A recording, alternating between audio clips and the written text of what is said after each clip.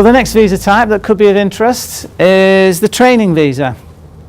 And if a well-established company wishes to bring in a foreign national to undergo training that can only be acquired in Hong Kong, then you can apply for a visa to pursue that training, normally for 6 months. The Immigration Department on occasion will consider 12 months, but it has to be very, very special circumstances. And the training plan that is your rationale for being here to experience that training plan, that has to be very detailed. Now these days down to the point where almost every single day's training needs to be documented as to what's going to happen. An example of such a training program, like what could it be? What could be so specific to Hong Kong, for example, that has to take place here? Okay, good example. We've got a client that's involved in diamond-related business, services related to the diamond business, and they have a Mandarin-speaking team here. And they had a graduate from a fresh graduate from university in Belgium that wanted to come to Hong Kong to learn all about the training. All about the diamond dealing dynamic in a Mandarin language environment. Needed to understand the vernacular and just experience it and what have you. And so they wanted to train in that so that he could manage that in Europe and then take care of their Chinese-speaking clients that are not based in China, based elsewhere. So there they had a clear need for him to acquire skills here, and we got him a 6-month training visa. Yeah. Okay, so as I say, if you've got a detailed training plan, the Immigration Department and the sponsor's a decent sponsor, they're minded to approve these applications.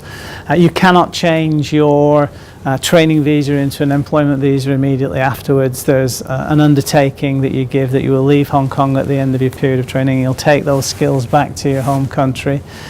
So it's not a stepping stone or bridging visa at all. But it is a visa that is useful in certain circumstances if you can meet the conditions. Any time spent in Hong Kong under training visa status will not accrue as being managerial or supervisory experience that's needed to qualify as a professional. So if you've got 1 year, let's say you have 1.5 years of post-graduation working experience overseas before you come to Hong Kong, and then you undergo a 6-month period of training, then if you change his employer and then seeks to work for somebody else, then in that instance, the time that he spent as a training visa holder will not count towards the 2 years, because he's not managing or supervising, he's being supervised and being managed. So. And then the compensation that's in play here, it normally has to be reasonable. Support and sustain the applicant during his time in Hong Kong.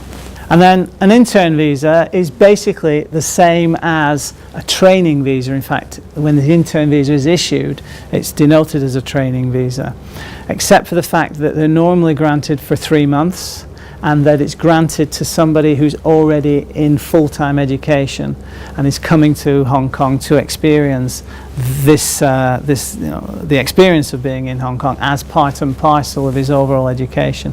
So in order to get the intern visa, you normally need to have a letter from the school that they're presently enrolled in, demonstrating that they will get value out of having this internship experience in Hong Kong. Student of Hong Kong or university?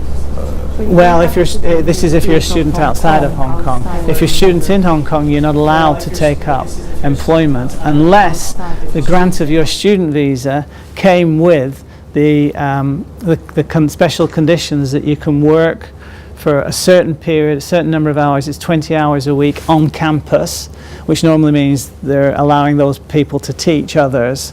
And then during the summer months, they normally get 2 months. During the summer months, they can work anywhere in Hong Kong. And that then is usually where interns are doing, local foreign national students are doing their internships. Yeah, that's how that normally works out. Thank you. Okay.